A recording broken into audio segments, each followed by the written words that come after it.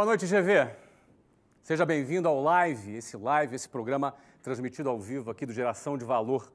Para mim é um grande prazer estar aqui com você nessa noite. Eu estou aqui em São Paulo, nos estúdios do meusucesso.com, agora 10 horas em ponto, horário de Brasília. Eu tenho a grande satisfação de estar aqui contigo. É bem verdade que meu horário biológico são 4 horas da manhã em Portugal. Desculpa, 2 horas da manhã em Portugal. Mas a adrenalina não deixa a gente nem sentir esse cansaço. Para mim, é um prazer muito grande estar aqui com você e ter a possibilidade, a oportunidade de compartilhar com você algum conhecimento, compartilhar contigo um conteúdo, em especial esse assunto que foi separado aqui para esse live de hoje. O que eu faria se eu tivesse 18 anos com a experiência que eu tenho? Esse é o assunto que nós vamos conversar aqui na noite de hoje. Mas eu queria, antes de começar a falar sobre esse assunto, fazer algumas ressalvas para você. Em primeiro lugar, dizer que eu não tenho a pretensão de aqui colocar ou apresentar ou impor qualquer fórmula de sucesso para você. Em primeiro lugar, não existe fórmula de sucesso. Não existe nenhum modelo pré-estabelecido que possa servir de um parâmetro único para todas as pessoas. Todos nós somos seres humanos diferentes, temos habilidades diferentes, sonhos diferentes, ambições diferentes, determinação para trabalhar de forma diferente, disposição a correr risco de forma diferente. No fundo, eu vou compartilhar com você os meus pensamentos, vou compartilhar com você um pouco da minha experiência pessoal, que está relacionada nesse post. Eu escrevi aqui muito do que é parte da minha experiência pessoal, daquilo que eu aprendi, e é óbvio, não é? Se você considerar que alguma dessas observações elas sejam interessantes para você e que possam servir de algum referencial para que você estabeleça o seu próprio planejamento de vida, ótimo. Esse é o objetivo desse conteúdo. Agora, esse conteúdo não tem nem de perto a intenção de se tornar um manual, uma bíblia de empreendedorismo ou um modelo a ser seguido à risca por você. É claro que, através dessas experiências que eu adquiri ao longo dos últimos 20 anos, eu errei bastante, eu acertei também em várias coisas, e é óbvio que eu vou procurar reunir toda essa gama de conhecimentos nesse nosso bate-papo, com o objetivo de colaborar com as suas decisões. Tá legal? Então vamos começar? Bom, esse post eu publiquei provavelmente há 1 ou 2 meses atrás, não é? E esse post foi resultado de uma pergunta. Um GV fez uma pergunta para mim: Flávio, se você tivesse a minha idade, ou seja, 18 anos, e tivesse a experiência que você tem, o que você faria? E aquela pergunta me intrigou. Eu comecei a escrever, respondi a pergunta daquele GV, não é? E gostei bastante daquela resposta. Peguei aquele texto, estruturei um pouquinho mais ele, melhorei um pouquinho a escrita e postei. Esse foi um dos textos mais lidos no Geração de Valor. Ele foi lido por mais de 1.500.000 pessoas, com uma enorme repercussão. E essa foi a razão pela qual eu considerei que valeria a pena a gente preparar esse conteúdo, porque aqui eu vou discorrer no texto e vou fazer comentários com você sobre cada uma das hipóteses que eu aqui relaciono. Eu relacionei aqui pelo menos 10 coisas que eu faria se eu tivesse 18 anos de idade. Hoje eu tenho 42 anos de idade, não é? Eu tenho 24 anos a mais que 18 anos de idade. Mas se eu tivesse 18 anos de idade, com a experiência que tenho, óbvio, começando do zero, não é? Sem capital algum, se eu tivesse começando a minha vida, o que eu faria?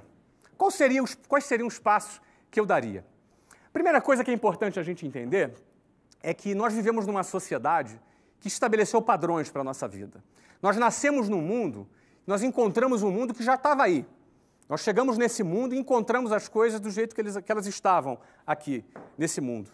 E não necessariamente o padrão que essa sociedade estabeleceu, essa forma que a sociedade estabeleceu, a que eu estou me referindo? Você vai para a escola, você vai lá, faz prova, decora a matéria, tira a sua média, passa, vai para a faculdade, passa lá 4, 5 anos na faculdade, festinha para cá, festinha para lá, depois eu vou arrumar um emprego, e aí eu vou comprar um carro, vou ficar pagando em 60... Enfim, esse é um modelo que a gente tem e que a gente recebeu. Inclusive, muitos dos nossos pais viveram nesse modelo. Muitos dos nossos parentes de outras gerações viveram num determinado modelo. E é bem verdade que algumas pessoas questionam, não é? Algumas pessoas não simplesmente consomem esse modelo e, no entanto, elas fazem questionamentos. E algumas perguntam, por que tem que ser dessa forma? Por que tem que ser desse jeito? Não é? Por que eu tenho que arrumar um emprego? Por que eu tenho que estudar desta maneira? Por que eu não posso estudar de uma outra forma? Algumas pessoas questionam. Essas pessoas que questionam, eventualmente, elas começam a enxergar algum outro caminho. Elas começam a enxergar algumas outras possibilidades e aí vai exigir dela coragem para poder seguir naquele caminho. A minha trajetória pessoal ela é uma trajetória muito diferente da convencional. Eu não tive uma trajetória muito comum. Então, para mim, é muito mais fácil falar desse assunto, da forma que eu vou falar, do que, eventualmente, aquela pessoa que seguiu um caminho mais tradicional, um caminho mais convencional. E aí, uma vez que ela entra nesse caminho, às vezes é muito mais difícil dela dar meia volta e ela ir por um outro caminho. Então, por isso que eu falo, se eu tivesse 18 anos, ou seja, 0 bala, 0 quilômetros, como é que eu começaria? Vamos lá, o primeiro ponto é como eu começaria. Em primeiro lugar, eu jamais teria um emprego. Eu jamais teria um emprego. E essa primeira afirmação, ela é engraçada porque, na realidade, eu nunca tive um emprego. A maioria de vocês já conhece a minha história, não é? E a minha história, todo mundo sabe que eu comecei a trabalhar numa escola de inglês. Não é? Meu primeiro trabalho, minha primeira experiência profissional foi trabalhando como vendedor numa escola de inglês. Isso em 1991. Eu tinha 19 anos de idade, não tinha nem 18. Eu comecei a trabalhar com 19 anos de idade. O que acontece? Aí muitos podem perguntar, Flávio, mas esse não foi o seu primeiro emprego? Não. Na realidade, foi minha primeira experiência profissional. Eu nunca tive uma carteira assinada. Eu nunca recebi férias, 13º, fundo de garantia, não é? Nunca tive licença, ou seja, eu realmente não experimentei o modelo da CLT. Eu nunca tive um salário fixo na minha vida, não é? Eu era vendedor, se eu vendesse, eu ganhava. Se eu não vendesse, eu não ganhava. Inclusive, até o dinheiro do transporte eu não tinha. Nunca tive vale transporte na minha vida. Eu nunca tive plano de saúde pago pela empresa na minha vida. Eu nunca tive alguma coisa que eu tivesse algum medo de largar para poder empreender ou construir um negócio. Eu acho que isso é uma vantagem, não é? Acho que isso é uma vantagem. Eu não precisei vencer o medo para largar um emprego para poder fazer um projeto, porque eu nunca tive um emprego, eu nunca tive um salário, não é? Então, eu comecei a trabalhar num negócio que não era muito recomendável, né? Você trabalhar como vendedor, sem nenhuma garantia. Isso, do ponto de vista trabalhista, não é? Era um trabalho absolutamente informal. Não era um trabalho formal, era um trabalho absolutamente informal. No entanto, para mim, isso foi uma coisa muito positiva, porque eu nunca me senti tendo alguma coisa a perder. E também aprendi a produzir o meu ganho. Eu fui treinado num ambiente também onde eu tinha que produzir o meu ganho. Se eu não produzisse aquilo que eu tinha que produzir, eu não ganhava nada. No fundo, a minha primeira experiência profissional já foi uma experiência empreendedora. E eu considero que isso não deixou de ser também, para mim, um treinamento para que eu pudesse empreender. Eu trabalhei 4 anos nessa empresa, nesta condição. Eu fui gerente, depois eu fui diretor, e mesmo nesses cargos, o que aumentava eram as comissões. Era um trabalho 100% variável. Agora, preste bem atenção. Por que eu não teria? Se eu pudesse voltar na máquina do tempo, por que eu não teria um emprego? Eventualmente, muitas pessoas me perguntam, Flávio, vale a pena eu trabalhar numa empresa, ter um emprego numa empresa, não é? Para aprender aquele trabalho e poder me desenvolver naquela área, para poder eu empreender naquela área?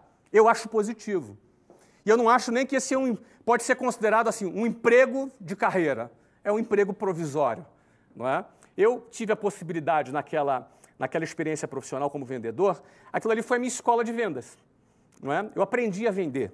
Ainda mais eu, que tinha 19 anos, era um cara absolutamente tímido, minha timidez, assim, falar em público para mim era o terror, não é? Falar, como eu estou falando aqui agora, para um grupo de milhares de pessoas, temos quase um estádio aqui de futebol me assistindo agora nesse momento, falar para um grupo desse tamanho, talvez me desse, sei lá, vontade de desmaiar, eu sair correndo. Eu sempre fui uma pessoa muito tímida. Então, aquela escola de vendas, ela também me ajudou a superar a minha timidez, me ajudou a eu me tornar uma pessoa mais autoconfiante, não é? Já que eu estava dentro daquele processo. Então, a primeira coisa que eu faria se eu tivesse 18 anos, que eu não faria, eu jamais teria um emprego. Por que eu jamais teria um emprego? Número 2, eu venderia algum produto. eu escolheria algum produto. Vamos lá, eu tenho 18 anos, não tenho grana, tá? Não tenho grana, não tenho capital, não é? Para poder montar uma empresa. Eu faria o quê? Não é? Eu venderia algum produto. Eu escolheria algum produto. Aliás, a minha vida começou assim, vendendo um produto. O primeiro produto que eu vendia era relógio. Eu adorava relógio, não é? Então, eu convencia, eu lembro que tinha um camelô no centro do Rio de Janeiro, que eu convencia ele a me emprestar uns relógios. Eu não tinha dinheiro para comprar relógio, não é? Eu não tinha dinheiro para comprar o relógio, não tinha capital de giro para poder comprar relógio. Então, eu fiz uma amizade com o camelô e convenci o cara a me emprestar os relógios. Então, ele me emprestava ali uns 10 relógios e eu vendia, ia lá, pagava ele. E o cara começou a confiar em mim. Então, pegava 10, pegava 20, pegava 30 relógios, não é? Pegava relógio e vendia. Isso era uma experiência minha, uma experiência inicial, antes mesmo de trabalhar lá no curso de inglês.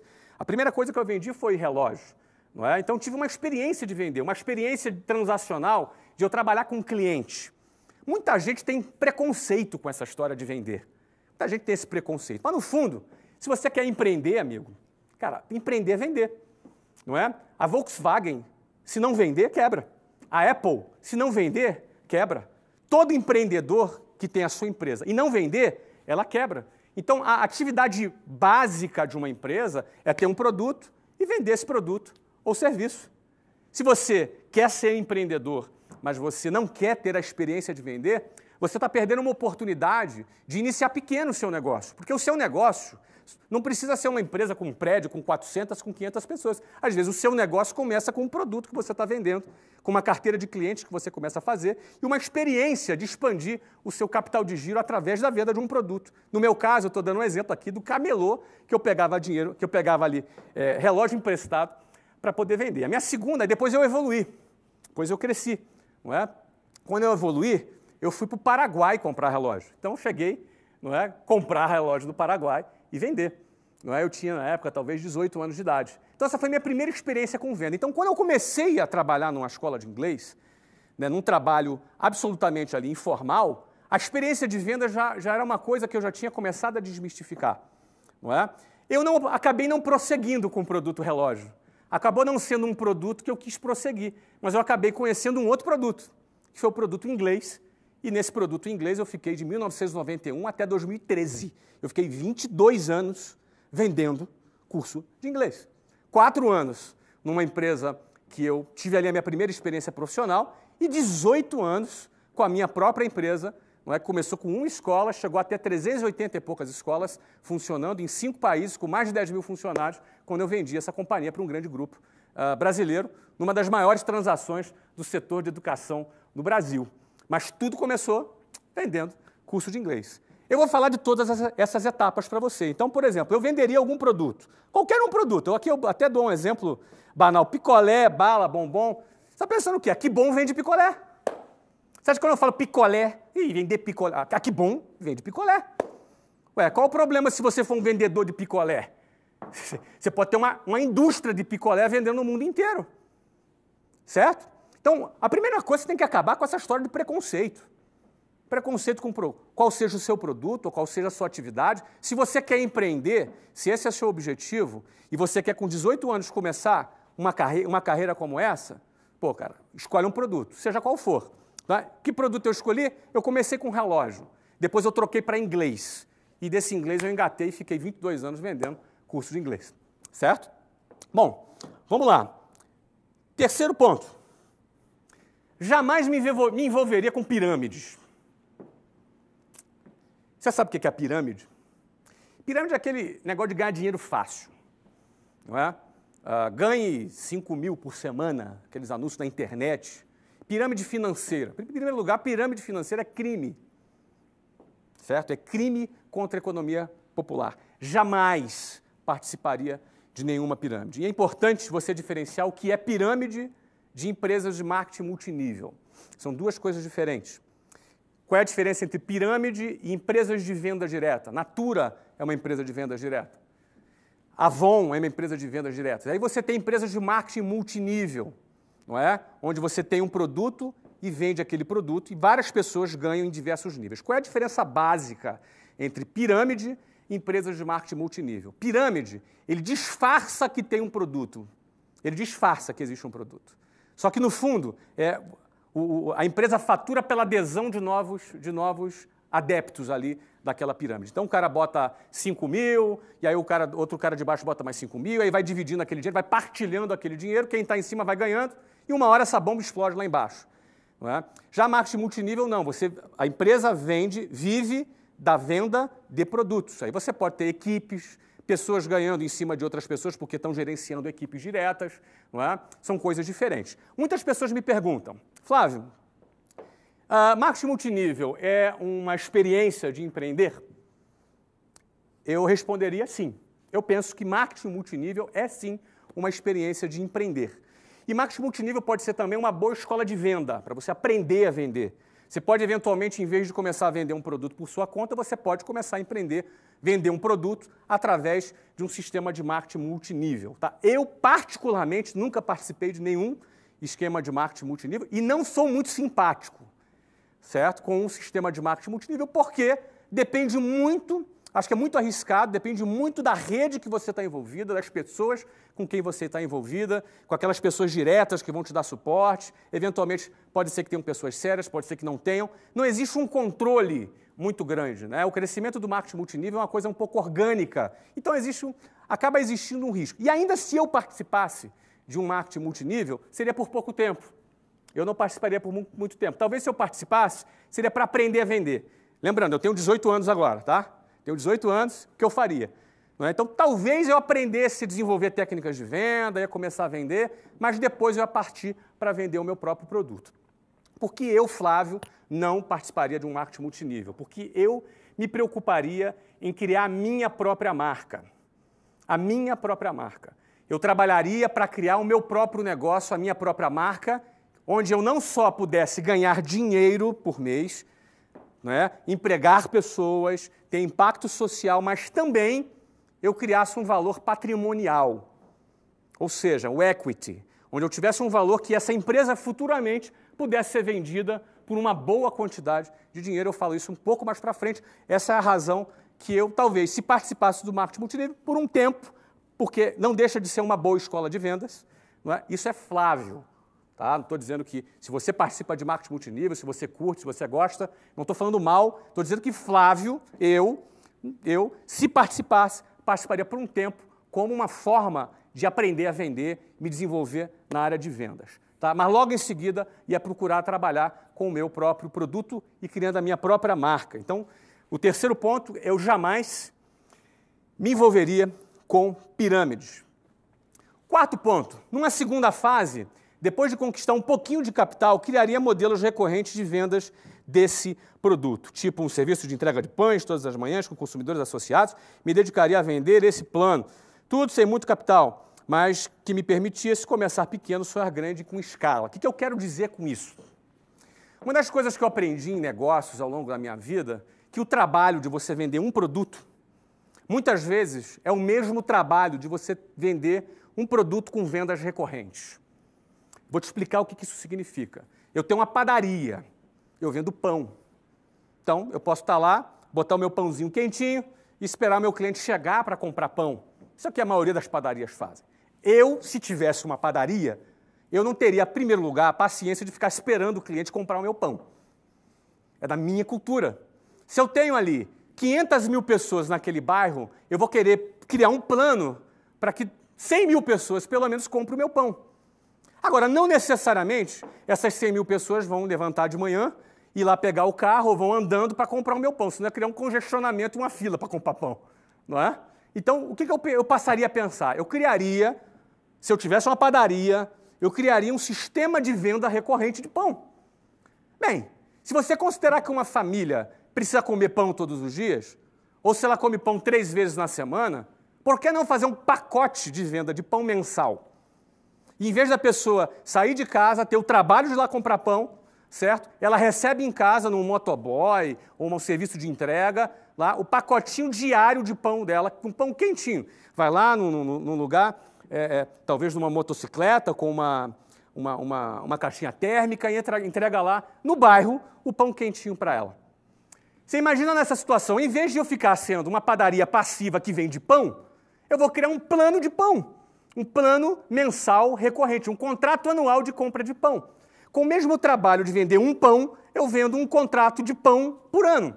Ou seja, se o cara consome 3 pães por dia, ou 4 pães por dia, e ele compra 5 vezes na semana, ele vai consumir 20 pães na semana. Em 4 semanas serão 80 pães, vezes 12, cerca de 1.000 pães. Eu assino um contrato de 1.000 pães e o cara me paga mensalmente. Isso se chama venda recorrente. Eu estou dando um exemplo grotesco, que é o exemplo do pão. É possível criar estratégias de faturamento recorrente. É possível você vender um determinado produto e, ao mesmo tempo, criar estratégias de vendas recorrentes. Se eu tivesse um restaurante, por exemplo, eu buscaria criar estratégias de vendas recorrentes. Eu não ficaria no modelinho tradicional, passivo, onde eu fico ali esperando o meu cliente entrar pela porta. Certo? Eu não vou me aprofundar muito nisso, mas eu acho que meu objetivo aqui é te dar alguns insights, né? Meu objetivo é te passar insights. Então, eu criaria sistema de vendas recorrentes. Eu tenho várias experiências de negócios que eu já fiz, que eu fazia a venda avulsa e passei a fazer uma venda anual e através de um pagamento parcelado. Eu tenho vários exemplos aqui ao longo da minha vida, dos negócios que eu já realizei. Isso em vários tipos de negócios, desde venda de publicidade, uma das empresas, por exemplo, que o nosso fundo, o TBDH Capital, investe, é uma empresa de conteúdo que vende publicidade. E uma das modificações que nós fizemos nesse modelo é criamos os pacotes de vendas de publicidade por venda recorrente. Ou seja, o diretor de marketing da empresa ou o diretor de mídia da agência de publicidade que tinha caneta, que assinava a compra de R$10.000 de mídia no mês, é a mesma caneta que compraria um pacote de 12 parcelas de R$10.000. É a mesma caneta que assinaria um pacote anual, num plano de mídia anual de 12 de 120 mil. Ou, desculpa, 12 de 10 mil, que daria um total de 120 mil. Ou seja, em vez de eu vender 10 mil, eu passaria a vender 120 mil reais. Para você ter ideia, cerca de 25% dos contratos, a partir do momento que a gente implantou esse sistema, e a gente procurou treinar a nossa área comercial, 25% dos contratos passaram a ser contratos de venda recorrente. Significa que 25% dos contratos de publicidade dessa empresa passaram a faturar 12 vezes mais. Faz diferença no final do faturamento? Então, a quarta parte é o seguinte: depois que eu já começasse a vender um produto, eu escolhia vender um produto, seja ele qual for. Eu ia procurar criar, certo? Depois que eu conquistasse já algum capital, eu ia procurar criar um modelo recorrente de venda para esse produto, porque isso alavanca o faturamento de vendas desse produto. Bom, quinto. Vamos para o quinto. Aqui. Viveria com não mais do que 50% do que ganhasse para ampliar meu capital de giro. Aí começam os desafios. Porque o carinha começou a ter o primeiro sucesso dele, o que ele quer? Quer comprar um carrão. Quer comprar um carrão. Ele começou a ter o primeiro sucesso dele, começou a ganhar o primeiro dinheirinho dele, ele já quer comprar uma moto nova. Bacana. O cara está duro, pendurado, mas está com a moto nova. Não é? O cara vai priorizar o quê? O status dele, o glamour dele. Agora ele quer que as pessoas achem que ele tem sucesso. Ele quer ter essa imagem de sucesso. Ele começou a ter um primeiro sucessinho. Vai para o carrão. Então, o que eu colocaria aqui é o seguinte: viveria com não mais que 50% do que eu ganhasse. Isso não é fácil, mas é possível. Isso não é muito simples, mas é possível. Por que isso é importante? Porque quando você amplia o seu capital, você aumenta o seu poder de fogo. Você pode investir no seu negócio. Você pode, inclusive, botar o dinheiro para trabalhar para você. E você não entra na onda insana de consumo. Aquela onda de consumo que as pessoas compram. Então, tem sempre um motivo para comprar, tem sempre uma oportunidade única para investir. Não é? Eu geralmente recomendo as pessoas guardarem 20%, não é, do salário. Mas aqui eu estou pegando pesado. No início, com 18 anos, o cara tem que guardar 50%. O cara mora com pai ainda, né? Tem 18 anos. Vai guardar 50%. Guarda 50% do salário, do salário, do ganho, né, que ele está ganhando ali no negócio dele, e guarda, aplica ou investe no próprio negócio dele. Não é? Fica com o teu carrinho velhinho, trabalha ali, né, reduz o teu custo fixo ao máximo possível, porque eu tenho 18 anos, eu quero crescer, eu tenho que ter capital, eu tenho que ter poder de fogo para poder investir mais e fazer o meu negócio crescer. Tá? Então, isso, aí começa o desafio aqui, mas isso aqui é um fator super importante. Você viver 50% do seu ganho. Adapta a sua vida a isso, cara. Adapta a sua vida a isso. Não é difícil. Você primeiro não ganha nada. Daqui a pouco você ganha alguma coisa. Pô, adapta a tua vida ao menor custo possível. Deixa que você vai ter um carrãozão bacana lá na frente, você vai ter uma vida muito mais confortável lá na frente. Não é? Você conquista a sua independência financeira quando você acumula um capital e você pode usar esse capital para investir e bombar ainda mais o seu negócio. Ok? Vamos para o próximo. Me dedicaria a estudar todas as fases do processo a fim de começar a fabricar o meu próprio produto e investiria na minha própria marca. Então vamos lá. Primeiro, eu comecei a vender um produto. Comecei a faturar. 2, comecei a juntar um dinheirinho. Começo a fazer venda recorrente. Crio um plano. Começo a fazer venda recorrente. Daqui a pouco eu estou avançando, estou crescendo, estou faturando mais. E aí o próximo passo seria o quê? Eu me dedicaria a estudar tudo, todas as fases do processo, a fim de começar a fabricar o meu próprio produto. Ou seja, se é um produto físico, eu posso ou fabricar esse produto, ou ter mais capital para comprar ele com mais volume e baixar o preço e aumentar a tua margem. Então, eu tenho essas duas hipóteses. Ou eu vou fabricar, vai depender do setor. Tá? Se for serviço, é outro papo. Por exemplo, a área de curso de inglês era uma área de serviço. Eu não tinha que fabricar nada. Não é? Era uma área diferente. Mas se é um produto, ou tu vai fabricar o produto, vai buscar estudar todas as fases para você fabricar aquele produto, ou então você vai juntar um capital maior para você comprar em volume. Você pode chegar numa fábrica e, eu comprava X, eu vou comprar agora 100X. Aí você pega o teu custo, você consegue uma negociação muito melhor, você vai levar isso lá para baixo, não é? Você vai ter que ter um custo maior de estoque. Ou então você pode até negociar o próprio estoque dentro da própria fábrica. Isso vai depender muito da sua negociação. Mas o ponto é você começar a ter a sua independência, fabricar o seu próprio produto ou comprar ele em grande escala para aumentar a sua margem. Investir em minha própria marca, isso é chave.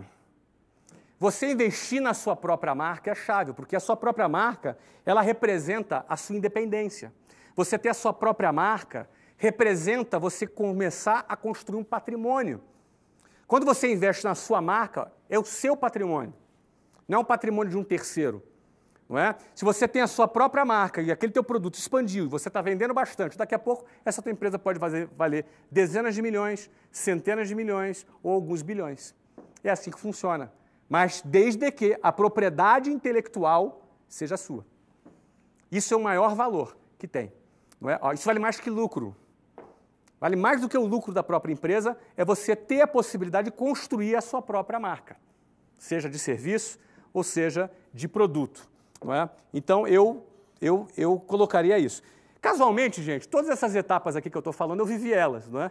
Então, na realidade, o que eu estou aqui escrevendo é que eu repetiria. Não é? Muitos desses passos que eu estou colocando, muitos não, todos até agora, pelo menos, foram passos que eu faria. Eu talvez mudasse uma coisa, que uma pessoa que eu, na minha época, não fiz. Uma pessoa me perguntou, seria aqui nesse slide aqui, ó, ela me perguntou, venderia um produto, do 2, no 3, no 4, isso, entre o terceiro e o quarto aqui. A pessoa, aqui ó, no sexto, me dedicaria a estudar todas as fases do processo. A pessoa me perguntou, Flávio, você faria faculdade? Olha, eu não fiz faculdade, tá? Eu abandonei a minha faculdade. Eu estava no meio do meu projeto e deixei de lado a minha faculdade. Eu tinha uma matrícula de Ciência da Computação na Universidade Federal Fluminense. Primeiro eu abandonei Engenharia Mecatrônica e Engenharia de Computação, um na USP e outra na Unicamp, porque na época eu me apaixonei pela Luciana. A Luciana, vocês já conhecem, ela tinha 17 anos, eu 20, quando nos casamos. Temos 22 anos de casado hoje. E na época eu falei, não vou para São Paulo, não vou ficar longe da Luciana. Não é? Só que quando eu comecei a fazer a minha faculdade de Ciência da Computação, comecei a trabalhar na escola de inglês. E aí o meu foco foi total naquilo. Eu modificaria uma coisa. Né? Se eu tivesse 18 anos, de novo, isso é o que eu faria para mim. Isso não é regra, não estou nem te sugerindo isso. Mas Flávio, jamais passaria 4, 5 anos da minha vida numa universidade. Jamais. Jamais. Perderia investiria meu tempo perdendo dentro da universidade. Por quê? Porque o que tem lá não presta? Não, não é isso. É muito bom, é muito legal, mas eu ficar 4, 5 anos da minha vida dentro de uma universidade, eu considero tempo demais. Não é? Em 4, 5 anos eu já tinha me casado e aberto minha empresa. Eu comecei a trabalhar com 19, com 23 eu abri o WhatsApp. Em 4 anos eu abri o WhatsApp, não é? Em mais 7 anos eu já tinha 1.000 funcionários. Então, eu não faria. Quando meus filhos, por exemplo, me perguntam, pai, eu devo fazer uma faculdade? Eu falo para eles, não. Eu digo isso para eles. Na minha opinião, vocês não devem ir para o college, né? Que é nos Estados Unidos. Não é? Mas minha professora me falou, pai, que se eu não fizer uma faculdade, eu não vou conseguir arrumar um emprego. Eu falei, responda para a sua professora que você vai trabalhar para dar emprego, não para arrumar emprego. Não é? Então, eu estou procurando treinar meus filhos para isso. Agora, o quê? Eu não aconselho meus filhos a estudarem? Não, ao contrário. Eu aconselho eles a estudarem muito. 2 tipos de coisas. Hoje eu faria a faculdade online. Na minha época não existia. Se eu tivesse 18 anos, eu faria tudo isso que eu estou fazendo aqui e faria uma faculdade online. Seja uma faculdade online voltado para business, alguma coisa voltada para administração, para business, alguma coisa que fosse me acrescentar. Eu estudaria em casa. Eu não ficaria indo para a sala de aula, participando de festinha, participando de grupinho, entendeu? Eu estaria muito mais focado em construir o meu futuro do que ficar sentado numa cadeirinha de uma universidade, muitas vezes ouvindo doutrina ideológica dentro de sala de aula. Ou então ficando do lado de fora porque os professores estão em greve.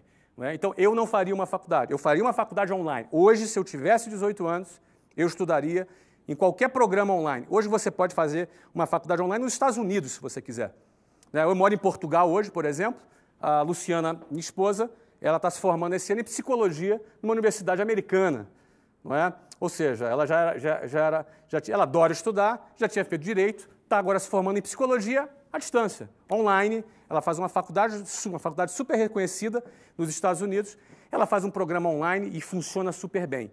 No ano passado, por exemplo, eu morei, só no ano passado, Estados Unidos, Inglaterra, Espanha e Portugal. Morei em 4 países no ano passado. Impossível meus filhos estudarem numa escola. Meus filhos estudaram num sistema de homeschool, que é um sistema online. Então, eles fizeram ali, se eu não me engano, acho que a 6ª e a 7ª série online. E no final do ano, eles faziam um teste de Stanford, que é um teste padrão que comparava eles com todos os alunos nas melhores escolas americanas. E eles estavam ali muito bem posicionados, não é? Inclusive muito melhor do que a maioria dos alunos que iam para a escola. Eles estudavam sozinhos, sem contar com o fato que eles acostumavam a pesquisar, acostumavam a buscar informação do que aquele sistema passivo da escola, que é o cara ficar sentado, um professor dando matéria ali para ele, ele fica passivo sentado para depois fazer uma prova.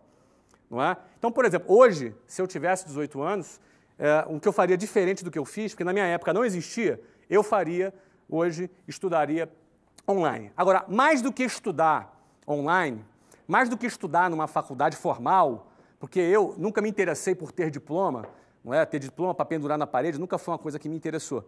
Não é? Então, mais do que isso, eu faria o que eu faço hoje com muita frequência.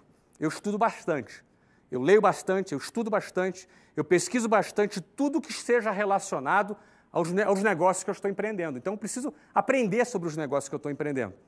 Eu preciso estudar sobre aquilo que eu estou fazendo. Então, eu vou ler, eu vou estudar, eu vou pesquisar. Então, eu valorizo muito mais, por exemplo, a pesquisa própria do que um ensino formal em troca de um diploma. Não é? Se eu quero, por exemplo, trabalhar na área de comunicação, eu vou me dedicar a pesquisar e estudar coisas na área de comunicação. Se eu quero entrar na área de esporte, como, por exemplo, eu entrei e comprei um clube de futebol nos Estados Unidos, eu tive que pesquisar e entrar, mergulhar dentro do mundo do futebol, não é? Com o objetivo de me tornar um cara conhecedor o máximo possível e poder inovar dentro desse processo. Eu vou fazer uma faculdade de futebol. Agora, eu vou estudar e vou me aprofundar nisso. Certo? Então, se eu tivesse que mudar, assim, na minha trajetória, eu faria uma faculdade online. E para os meus filhos é o que eu recomendo. Faça uma faculdade online, comece a vender um produto. Esse texto aqui é texto básico ali para os meus 2 meninos, né? Enfim, vamos adiante, então. 7º ponto. Ampliaria o meu mix de produtos. Bom, a partir do momento que eu já tenho o meu produto, a minha carteira de clientes, a partir do momento que eu já comecei a criar planos de vendas recorrentes, já estou investindo na minha marca, certo? Já estou investindo na minha marca. ok? Já estou estudando todos os processos para aumentar minha margem, seja fabricando ou seja comprando em maior escala para ter um desconto maior e fazer o meu estoque. Isso na hipótese de produto. Eu aumentaria o meu mix de produtos. O que é aumentar mix de produtos? Muitas vezes você, na mesma venda que você faz para a pessoa, que já é uma venda recorrente, você pode ter produtos acessórios que aquele mesmo cliente, no momento da compra, no momento mágico que ele decidiu fazer a compra dele, ele compra mais um segundo e um terceiro produto junto. É simples, você vai comprar uma roupa, não é? Você vai na loja e compra uma roupa. Ah, não, você vai comprar uma camisa. Quero comprar uma camisa. Duvido você sair da loja só com uma camisa. O cara vai te mandar um cinto, vai te botar um sapato, não é? Vai te mandar uma carteira, uma meia, uma cueca, enfim. O cara está treinado ali com um mix de produtos deles para despertar o teu interesse, despertar a sua necessidade num determinado produto. Então, se eu já tenho o meu produto, já estou vendendo ele de forma recorrente, já criei planos de vendas recorrentes para fazer com ele, não é? Então, eu amplio o meu mix de produtos para poder, naquele momento de venda, eu ampliar em 10% ou 15% o meu faturamento com o mesmo cliente. Não é? Então, sétimo, ampliaria meu mix de produtos. E detalhe, com a minha própria marca. Oitavo, isso aqui é muito bacana. Criaria canais de distribuição alternativos. Por exemplo, franquias, online, venda direta, B2B, etc. Isso é muito bacana. Porque aqui eu começo a falar de uma coisa que me atrai muito.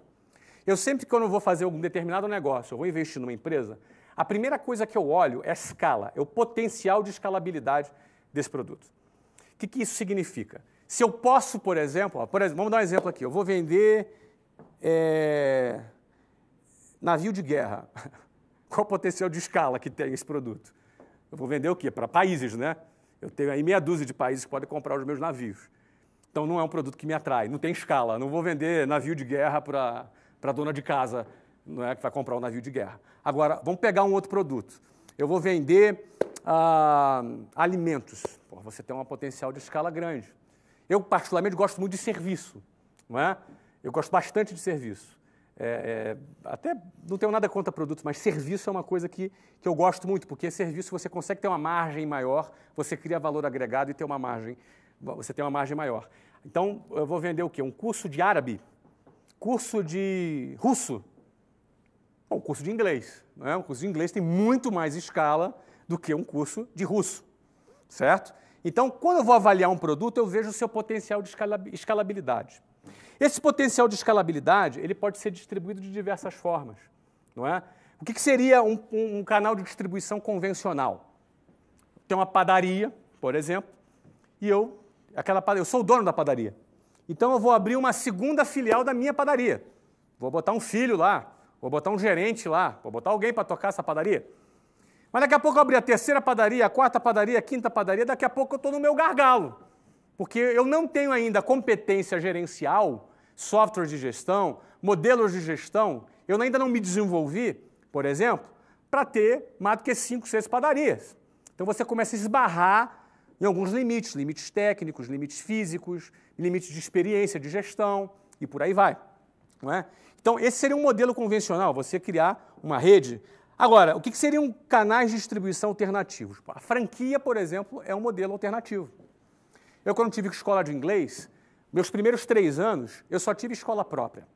Eu abri a primeira escola, cada escola tinha que ter cerca de 40 funcionários, um espaço de 400 metros, eu abri a primeira escola, sem grana e daquele jeito, no cheque especial, como você já deve conhecer a história.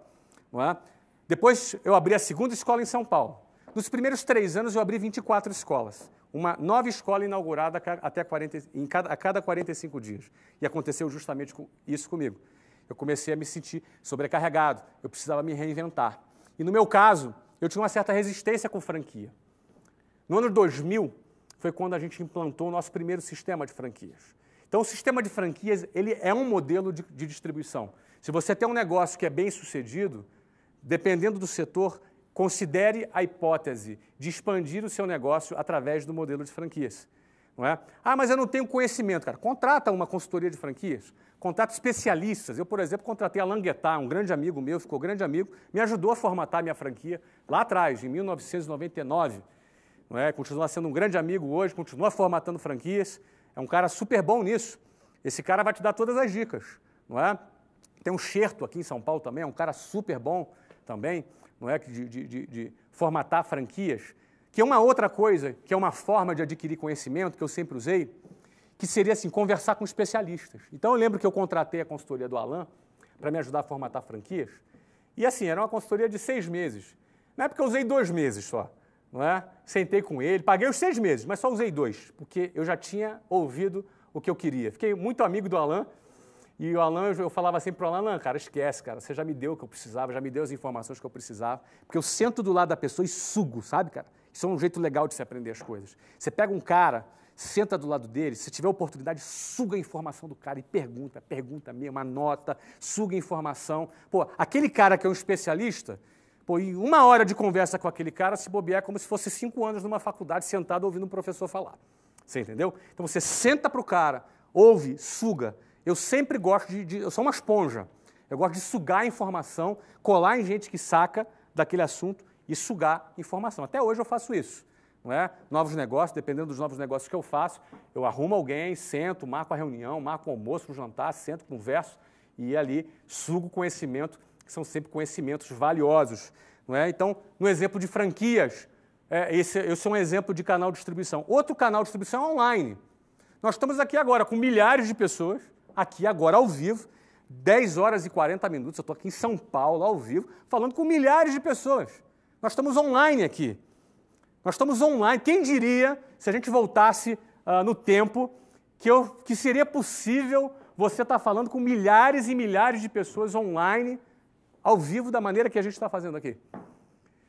É impressionante o que a tecnologia hoje te proporciona. A tecnologia ela te proporciona você ter uma escala grandiosa. Uma escala grandiosa. Eu tenho aqui gente hoje de outros países aqui assistindo essa transmissão ao vivo. Não é? Eu estou aqui podendo colaborar, transmitir informações para você que está lá no Japão, que está aí, você que está aí na Inglaterra, você que está nos Estados Unidos, na Argentina, e você de todo o Brasil, de norte a sul. Ou seja, o canal de distribuição online te permite você falar com o mundo inteiro, te permite você vender o seu produto ou o seu serviço para o mundo todo. Isso é um canal de distribuição alternativo, pouco explorado, porque pouca gente tem competência, teve tempo ainda de desenvolver a competência para fazer isso da forma que, por exemplo, nós estamos fazendo aqui. Não é? Isso não deixa de ser uma alternativa para você, para fazer o teu sistema de distribuição online. Então, você pode vender serviços e produtos online. Venda direta. Não descarte a possibilidade da venda direta. A Avon é uma empresa bilionária que está no mundo inteiro através de venda direta. Você pode ter equipes de vendedores. Por exemplo, roupa. Roupa é um excelente produto para se vender através de venda direta. Porque nem todo mundo tem tempo de ir até uma loja para poder escolher uma roupa. Eu lembro que quando eu ia para eventos aqui em São Paulo, na época ainda na empresa, eu sempre ligava para a loja e falava, olha, eu vou estar no hotel, manda alguém lá. Então ia lá o gerente da loja, me levar a roupa no hotel, já sabia o meu tamanho, já sabia o que eu gostava, o que eu não gostava, e eu escolhia ali, comprava, o cara levava para mim. Era o exemplo de uma loja que eu gostava, e o cara confiava em mim, e o cara fazia isso comigo. Agora, o cara que quer vender roupa, roupa é um excelente produto para você vender com venda direta. Não é? Você imagina, você ter uma equipe de 500 pessoas vendendo roupa para você.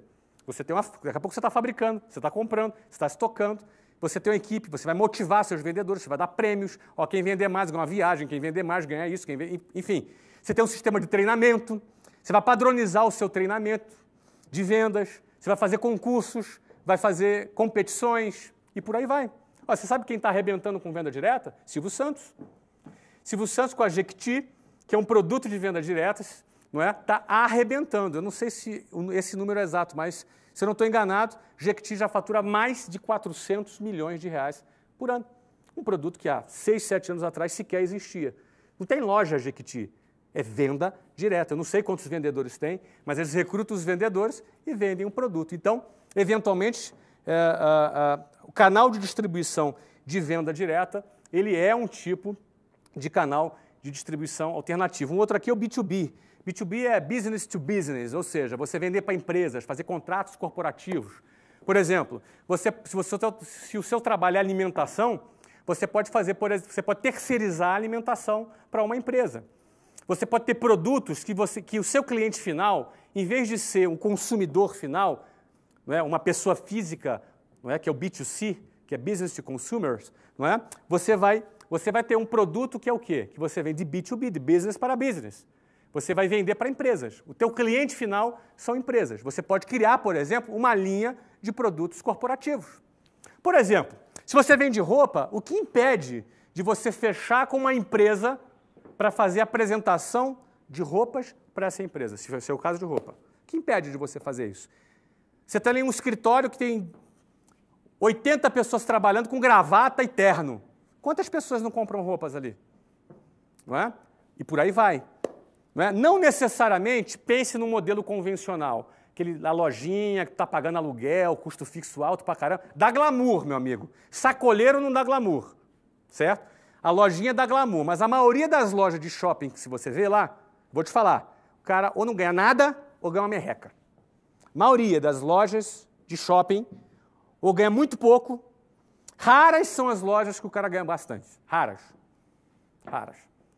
A margem é pequenininha, porque o custo fixo do shopping center é altíssimo. Então, se eu vendesse roupa, por exemplo, se eu tivesse algum negócio de roupa, a última coisa que eu ia querer da minha vida é ter loja em shopping. Talvez criasse um modelo de venda online, talvez criasse um modelo de quiosques em shoppings, não é? Ou criasse um modelo de venda direta. Uma equipe de vendedores treinados para vender. Altamente estimulados, ganhando bem, ganhando prêmios, vendendo, um exército de vendedores vendendo a roupa ou qualquer outro produto, não é? Ou seja, criaria canais de distribuição alternativos. Isso é que eu faria. Como eu fiz no meu negócio, não é?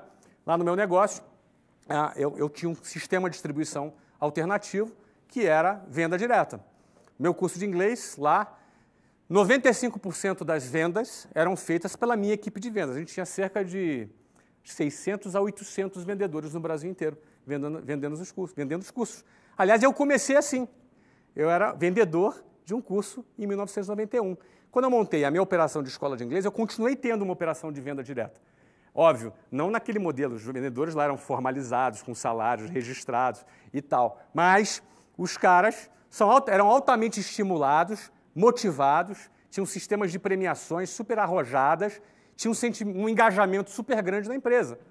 E a gente tinha 800 vendedores vendendo o curso. Eram, na época, cerca de 80 mil novas matrículas por ano que a gente fazia com aquela equipe. Então, você imagina, não é? Se eu ia ficar com um cursinho de inglês ali com a placa matrículas abertas. Não, a gente tinha modelos, não é? A gente tinha canais de distribuição alternativos. E a venda direta era uma delas. Também tinha franquia como canal de distribuição alternativo. Eu também vendia online. E a gente também tinha B2B, a gente tinha plano corporativo. Então, canais de distribuição. O mesmo produto que você tem, você pode vender por diferentes canais de distribuição. É como se cada canal fosse uma empresa diferente. Você está crescendo o seu negócio, simplesmente ampliando o número de canais de distribuição que você tem. No auge da companhia, venderia para um fundo, banco ou concorrente, embolsando uma enorme liquidez. Vou até beber uma água aqui agora.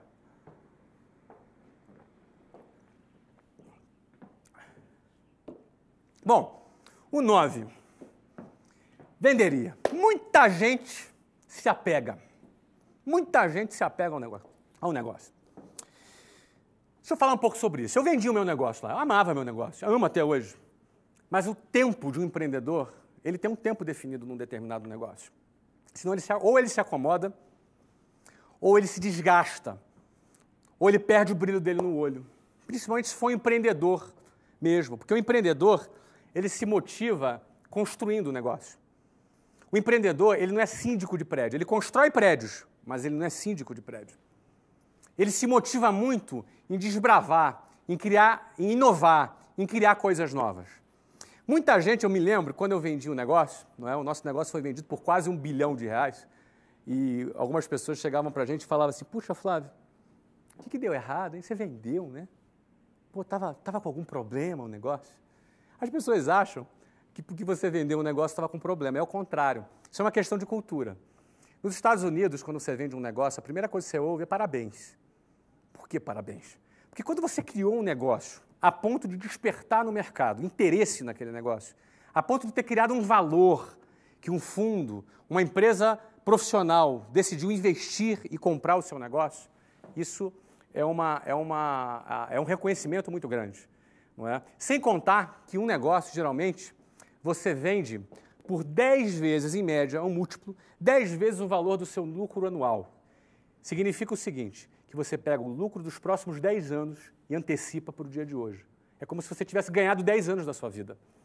E você ainda tem a liberdade para construir o negócio que você quiser. Isso não tem nada a ver com você estar apegado ou desapegado. Eu continuo respeitando o negócio que eu fundei, eu continuo amando aquele negócio. É como uma filha, não é?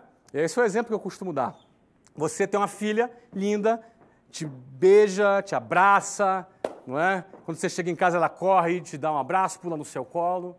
Ela é linda, aquela criança. Só que um dia, aquela menininha linda, ela vira uma mulher. E um dia ela vai se casar.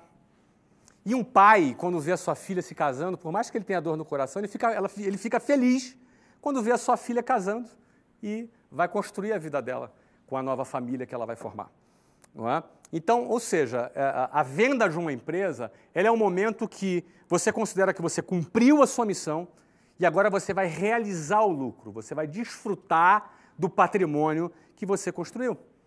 Você vai desfrutar do patrimônio que você construiu. Então, você pega 10 anos futuro de lucro, antecipa, aquele comprador vai te pagar esse dinheiro todo, você vai ficar com uma enorme liquidez nas suas mãos, tendo cumprido a sua missão e tendo realizado o seu lucro. E você vai ficar feliz vendo aquela empresa sendo tocada por profissionais competentes e que vai tocar adiante aquele projeto. Não é? Então, no auge da... Agora, por que no auge? Por que no auge?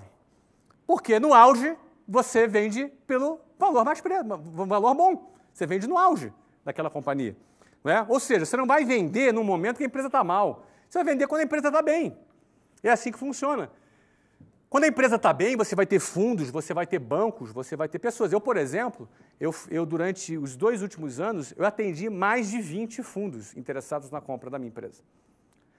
Fundos internacionais, fundos nacionais, os maiores fundos do mundo eu atendi porque tinham interesse no meu negócio. Agora, por que tinha interesse no meu negócio? Porque ele era lucrativo, ele era um bom negócio, ele era um excelente negócio. Então, aquele é o momento, não é? Aquele é o momento de você, não é? De você fazer a venda. Eu tive propostas boas em outros momentos, mas eu não me senti assim, eu não senti que era o momento da venda. Eu não me senti confortável para fazer a venda naquele momento. Em 2008, eu tive uma proposta 5 vezes menor, mas não me sentia confortável. E eu acreditava que eu conseguia ter um upside maior ainda. Então, até o momento que foi feita a venda na empresa. Você passa a empresa para uma outra pessoa e passa a ser a responsabilidade daquela pessoa tocar o projeto adiante e você é recompensado. Você tem antecipado em torno de 10 anos de lucro operacional da sua empresa antecipado nas suas mãos. Não é? E quando você vende, você sai do risco do seu negócio, do risco da operação, não é? Você também tem toda uma liquidez e você tem liberdade. Ou você vai fazer aplicações financeiras, ou você vai abrir e investir em novos negócios. Você tem a liberdade para você escolher. Não é? Se você faz isso em 5 anos, daqui a pouco você monta um novo negócio e constrói tudo de novo. Não é? O 10º, com 5% do capital conquistado, começaria tudo de novo. Investiria os outros 95% em investimentos conservadores em moeda estrangeira. Vamos começar pela primeira parte.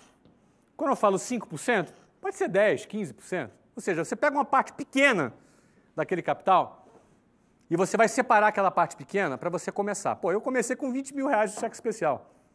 Não é? Agora, eu não vou usar cheque especial, mas eu posso pegar ali uma pequena parte, não é? 10%, posso pegar 15%, que seja até 20%, eu acho que no máximo. 20% do capital, você pegou um dinheiro grande, pega 20%. Ó, esses 20%, o que eu vou fazer? Eu vou investir em novos negócios. Você pega o restante do dinheiro, você faz o quê? Uma aplicação financeira. Você cria uma aplicação financeira. Aqui eu coloquei investimentos conservadores em moedas estrangeiras. Primeiro, por que conservador? Eu sou muito arrojado em negócios. Eu invisto, Eu não tenho problema com correr riscos, não é? Não tenho realmente problema. Eu sou bastante arrojado. Agora, para investir o meu dinheiro, eu não sou arrojado. Eu sou bastante conservador. Porque quando eu abro um negócio, depende de mim. Eu tenho operação na minha mão, não é? Eu não vou vender pão esperando o cara comprar pão. Eu vou criar uma venda recorrente de pão através de uma equipe direta, ou por franquias, ou por outros canais de distribuição, com a minha própria marca. Percebe? Então, eu não vou fazer a coisa de maneira passiva. Entendeu? Então, o que acontece? No meu negócio, eu garanto o trabalho. Agora, investimento financeiro, eu não invisto em bolsa de valores. Já investi bastante, já ganhei bastante dinheiro em bolsa de valores, até já perdi também. Mas eu não invisto, por que eu não invisto em bolsa de valores? Porque eu prefiro, se eu quero empreender, eu prefiro investir nos meus negócios. Eu boto fé no meu taco. Eu boto mais fé no meu taco do que nos executivos que estão ali nas empresas. Então, eu prefiro investir nos meus negócios. Se é para eu investir em negócio, eu invisto nos meus. Eu compro os meus negócios. Eu invisto em novas ideias. Agora, eu aposto muito mais nisso do que investir em empresa que está sendo tocada por algum executivo. Certo? Então, eu prefiro investir no investimento conservador. E por que em moeda estrangeira? Hoje nós vivemos uma flutuação de câmbio muito grande. Hoje, nesse momento, principalmente com as eleições, né, você percebe, né, dependendo do resultado da pesquisa, sobe a bolsa, cai o dólar, ou dependendo do resultado da pesquisa, cai a bolsa, sobe o dólar. E você, na hora que você investir o seu dinheiro, você não pode ficar à mercê do sobe e desce das pesquisas eleitorais. Você não pode ficar à mercê do sobe e desce do desempenho dos executivos das empresas de capital aberto. Não é? Eu não quero depender disso. Muita gente fala, não, mas você pode fazer uma análise fundamentalista associada com análise gráfica. Cara, eu não quero saber disso. Eu quero saber o seguinte, eu pego meu dinheiro, invisto no meu negócio, abro ele e vendo ele por 1 bilhão depois. Ponto. Isso eu garanto. Agora, eu garantir o que vão fazer lá na Bolsa de Valores, eu não gosto. Eu, Flávio, não estou dizendo que é errado. Você gosta de bolsa, investe em bolsa, ótimo. Eu, Flávio. Tá? Então, agora, eu pegaria o investimento conservador. Hoje, o que seria um investimento conservador em moeda estrangeira? Títulos de dívidas de governos AAA, né? Ou seja, governos bom pagadores, ou de empresas AAAs. Você imagina, você pegar e comprar um título de uma dívida da Apple, você comprar uma título de uma dívida de uma boa empresa, entendeu? Ou seja, tem garantia, que vai fazer o pagamento. Você ganha isso aí 5% ao ano em dólar. Hoje no Brasil, você ganha numa aplicação conservadora, você pode ganhar entre 9% a 11% ao ano em real. Só que é o seguinte, só a inflação é 6%. Se você está ganhando 10%, tira 6%, 6,5%, que é a previsão da inflação, 6,7%, que é a previsão da inflação esse ano, já está dando 3,3% de rentabilidade. E aí tem um soluço no dólar, o dólar sobe 10%, tu perdeu dinheiro. Você ganhou 10%, mas perdeu 6,7% do dólar, perdeu mais 10% do câmbio. Então, nesse momento, eu faço um investimento conservador em moeda estrangeira, e uma boa moeda hoje para você fazer investimento financeiro é o dólar. A economia americana cresce num nível de recuperação muito interessante, enquanto a zona do euro está em baixa e o real está instável, porque todo o mercado está em dúvida sobre o futuro hoje. Todo o mercado mundial, tá? Não estou falando de papo eleitoral não, tá, gente? Aqui estou falando de papo técnico, ok? Todo o mercado aguarda para ver o que vai acontecer no Brasil, porque dependendo do que acontece no Brasil, o dólar sobe e as ações caem, por aí vai. Então as pessoas estão procurando fugir do investimento no Brasil nesse momento. Isso acontece em todas as eleições, não é só nessa não. Todas as eleições o mercado fica nervoso, o mercado fica instável, porque ele fica cheio de incertezas. Então, nesse momento, o meu caminho, o caminho que eu escolho é fazer investimentos conservadores, tá? Um título de uma dívida de uma empresa AAA, por 3, 4 anos de vencimento, com 5% de remuneração ao ano em dólar. Não é? Sem contar com o fato que há previsões que o dólar pode chegar, isso é previsão, não é nada garantido, pode chegar na ordem de R$ 2,80.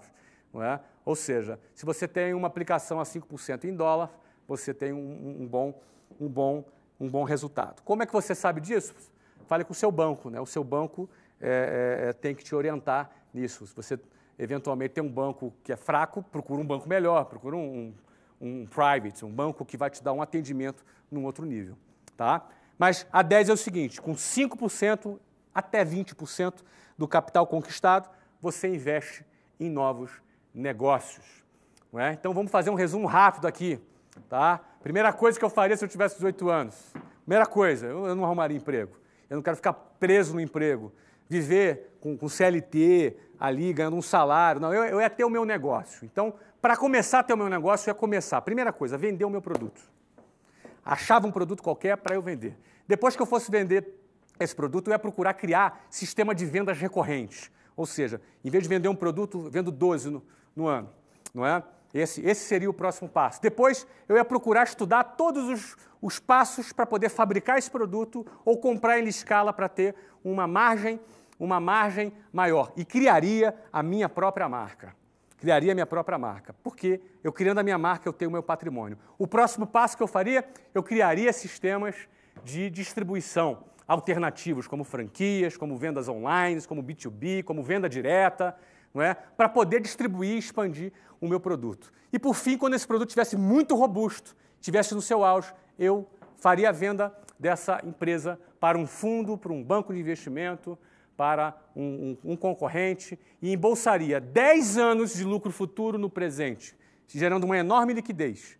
Eu pegaria de 5% a 20% desse valor e investiria em novos negócios. Começaria tudo de novo e faria a mesma coisa em menos tempo, porque agora eu teria mais experiência.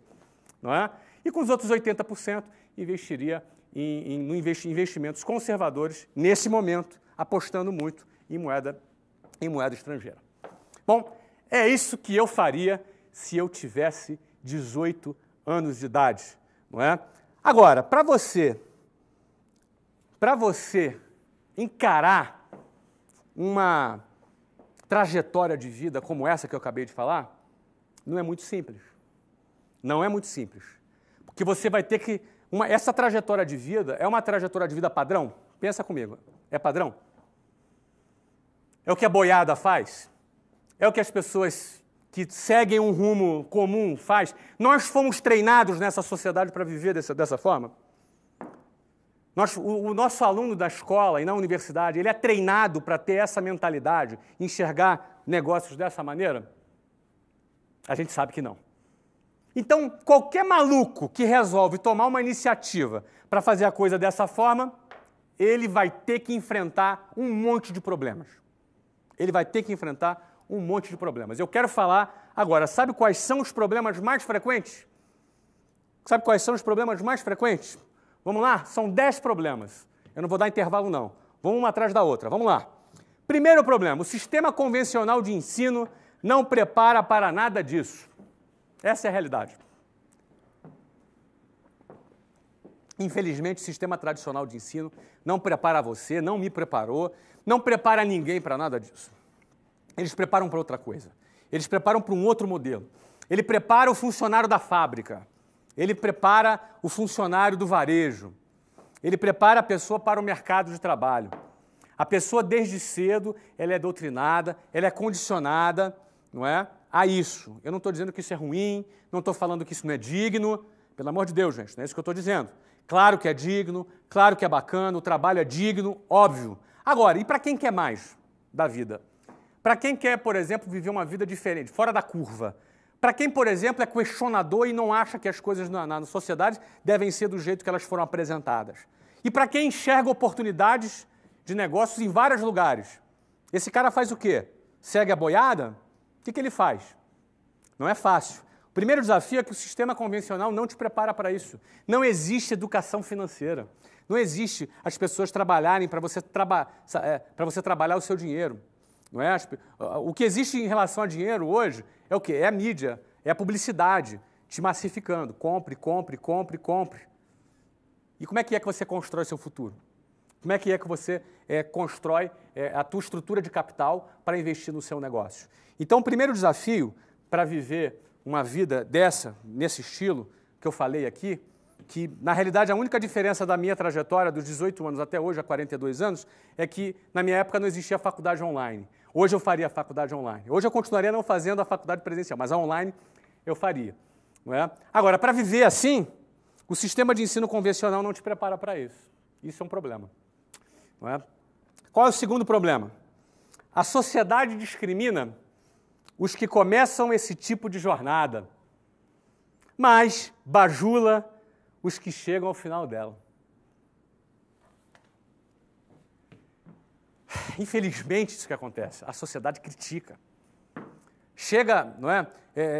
Hoje em dia é muito comum, eu imagino, que alguns pais, quando veem o filho indo por um caminho desse, é natural que ele fique preocupado. Os pais, às vezes, eles tentam impedir que os filhos se frustrem. Isso é natural, isso inclusive é muito nobre. É natural que um pai, uma mãe, fique muito preocupado com seu filho. E esse sentimento de proteção visa evitar que ele passe por frustrações. Só que, no fundo, alguém que quer construir alguma coisa maior, ele deve ser uma pessoa muito mais apaixonada pela vitória do que pelo medo de perder. Ele deve ser muito mais uma pessoa apaixonada pela conquista do que pelo medo de tomar um prejuízo. Por isso que o empreendedor ele tem que ser corajoso. O empreendedor ele precisa ser corajoso, porque ele não pode temer o prejuízo. Ele não pode temer o revés. Ele não pode temer uma variável que pode acontecer. Ela pode acontecer, porque ele é movido muito mais pela vitória do que pela possibilidade da perda. Algumas pessoas são mais conservadoras. Elas querem muito mais garantir, jogam na retranca para não tomar gol. Mas também não faz gol. Vive de forma limitada, mas também não passa nenhuma frustração. É uma questão de estilo de vida. Cada um escolhe aquilo que quer para a sua vida. Não existe certo, não existe errado. Eu estou dizendo o que eu faria. E tem muita gente que também prefere fazer dessa forma. Mas o problema é que a sociedade discrimina. Ele discrimina mesmo. Discrimina mesmo. Eu lembro que eu saía de manhã para trabalhar, voltava à tarde da noite, e muita gente falava assim, pô, coitado do Flávio, um garoto tão inteligente, né? Um menino tão inteligente, agora virou vendedor, vende curso de inglês, coitado do Flávio, tinha um futuro tão brilhante, agora está aí vendendo curso de inglês. A sociedade discrimina. Só que depois é o seguinte, essa mesma sociedade que discrimina o cara que abriu mão daquela trajetória glamourosa, não é? Essa mesma sociedade é a mesma que lá no final dela, ela vai bajular o cara. Ela vai dar tapinha nas costas do cara e falar, pô, cara, parabéns, sabia que você ia dar certo, parabéns. Essa mesma sociedade é a pessoa que vai bajular. Então, isso não deixa de ser um desafio, porque quem opta em seguir por esse caminho precisa estar disposto a enfrentar esse tipo de discriminação, sabendo que um dia a história muda. Terceiro ponto. As pessoas têm medo de sair do quadrado. Isso é um outro desafio.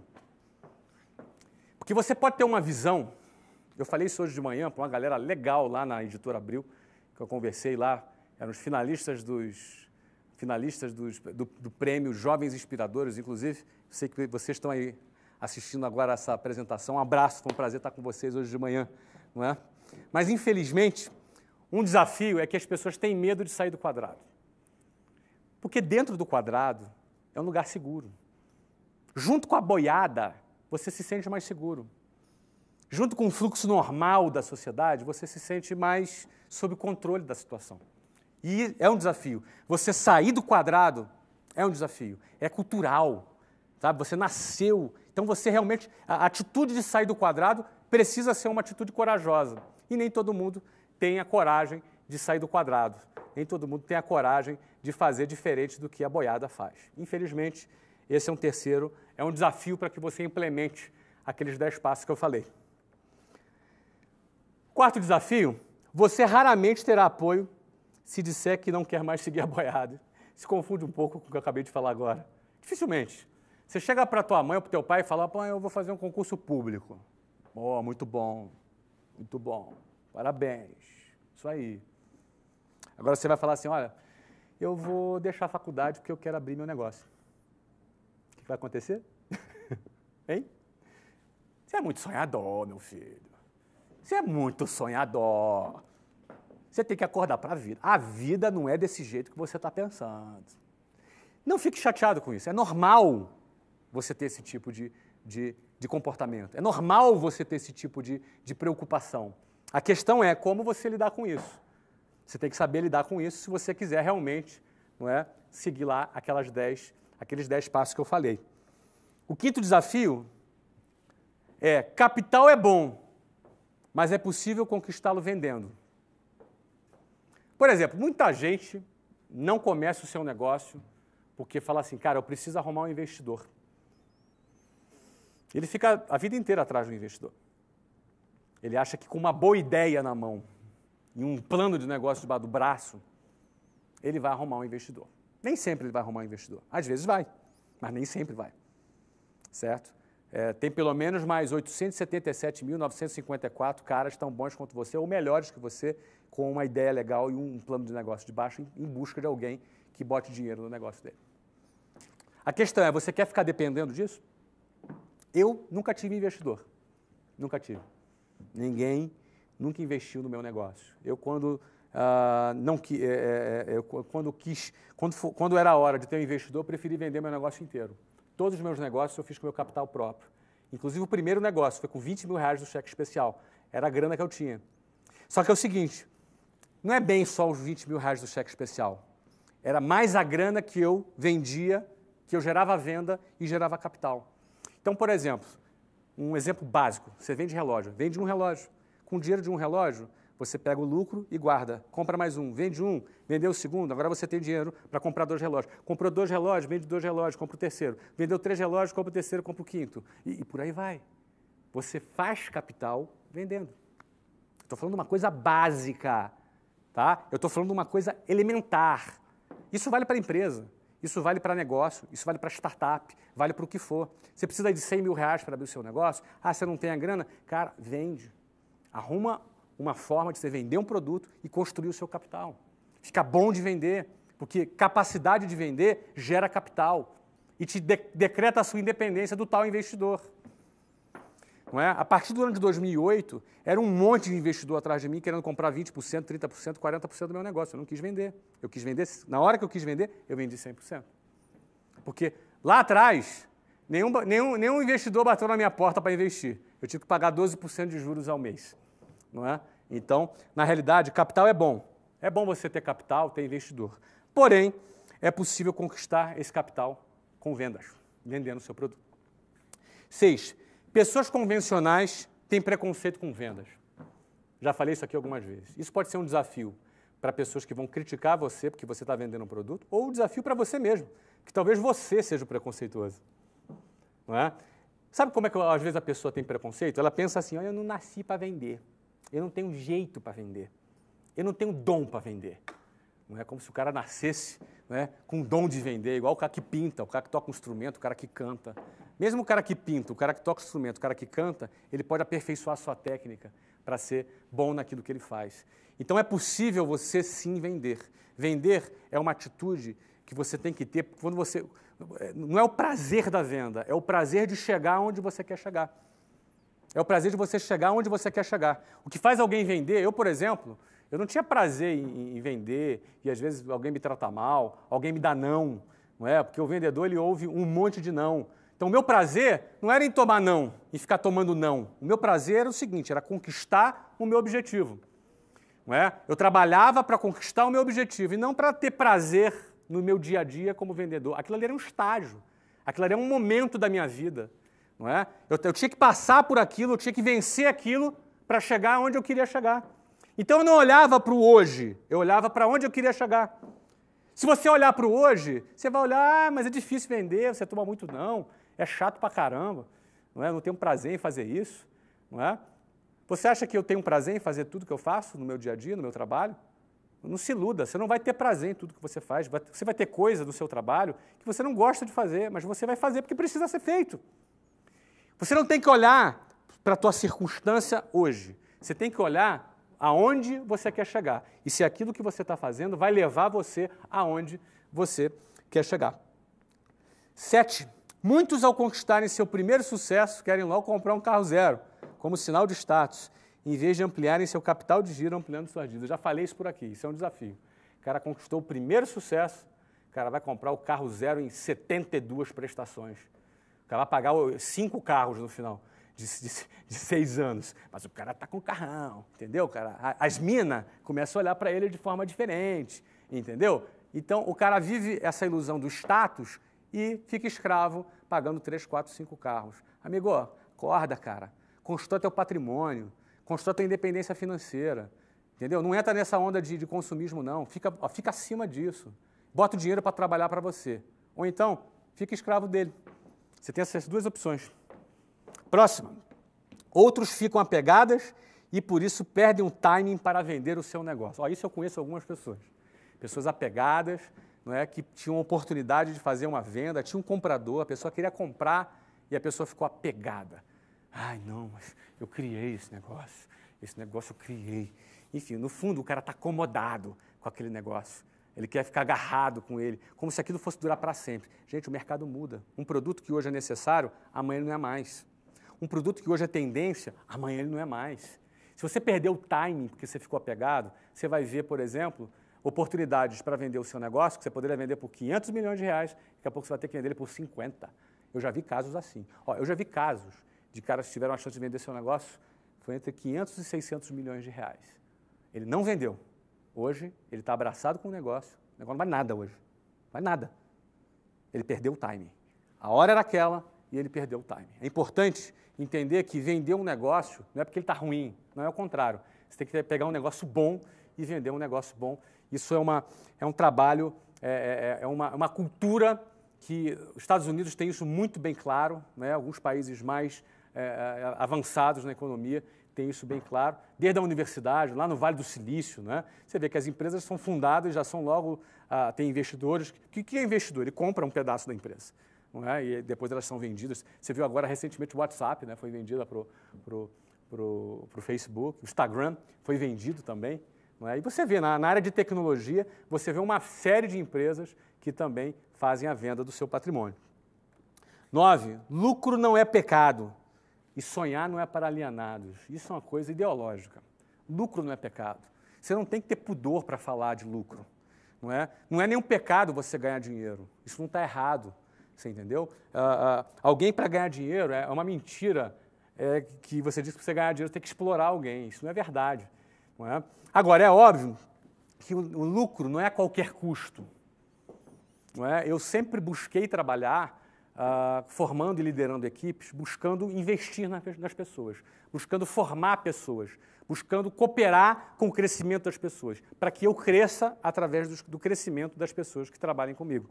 Isso é uma filosofia, isso dá muito certo, porque quando você vai liderar um grupo, você vai liderar pessoas e você está se dedicando a essa pessoa para que ela se desenvolva, não é? E através do desenvolvimento dela você também vai crescer, isso é uma boa estratégia. Você ter um investimento em pessoas e você crescer por consequência disso. Isso é uma forma de ver gestão de pessoas. Eu sempre gostei de trabalhar dessa forma. E por último, você vai atrair interesseiros. Saiba quem é quem nesse game. Entenda quem é quem. Você vai atrair interesseiros, pessoas que vão se aproximar de você simplesmente pelo interesse de ter algum benefício por estar do seu lado, para ganhar algum dinheiro ali a qualquer custo do seu lado, para se aproveitar de uma forma negativa por estar do seu lado. É importante você saber quem é quem nesse processo. É importante você entender quem é quem nesse game para você não se iludir e você está muito bem blindado, porque durante um processo de crescimento, eles vão aparecer em diversas formas, de diversas maneiras. Não é? É fundamental estar atento dessa forma que eu falei para vocês. 11 horas, 19 minutos, nós estamos a 1 hora e 19 minutos aqui, ó, voou, foi rápido, e eu também falei de forma bastante acelerada. Então, antes de encerrar com você aqui agora, o meu desejo é que você tenha aproveitado essas informações e que o objetivo, como eu disse, não é te ditar uma regra, isso aqui é o meu exemplo, é o que eu faria. Isso aqui não, o que eu faria não é a única maneira de fazer. Não é? Mas o que eu desejo é o seguinte, eu fiz dessa forma. A única coisa que eu não fiz foi ter feito uma faculdade online, que na época não existia. Hoje eu faria. Não é? Mas eu procurei passar aqui o que foram as minhas experiências ao longo desses 20 anos. E se alguém me pergunta o que você faria se tivesse 18 anos, sem dinheiro, se fosse com dinheiro é outro papo, aí é covardia. Sem dinheiro, mas com a cabeça que eu tenho hoje, eu seguiria esses passos. Analisa, vê o que desses passos você pode se inspirar e pode ajudar você. Vê que insight isso pode, eventualmente, produzir que possa fazer você fazer alguma reflexão e, eventualmente, rever alguma coisa na sua vida, ok? Nós estamos gravando essa aula hoje aqui dos estúdios do meusucesso.com. Espero que você tenha gostado hoje dessa aula. Para mim agora são 3h30 da manhã no meu horário biológico de Portugal, mas eu estou aqui com uma baita de uma adrenalina. Então temos milhares de pessoas aqui de todas as partes participando. Foi um enorme prazer estar aqui com você, certo? Obrigado pelo seu prestígio, por você estar aqui assistindo e de todas as partes. É um prazer muito grande para mim estar aqui, de alguma maneira, colaborando com você. Tá? Eu vou fazer mais aulas aqui no Geração de Valor. Fique ligado na página, assine o Instagram, assine o youtube.com, né? E, acima de tudo, seja aluno do meusucesso.com. Esse é meu convite. Entra lá agora, são apenas 12 parcelas de 55, tá?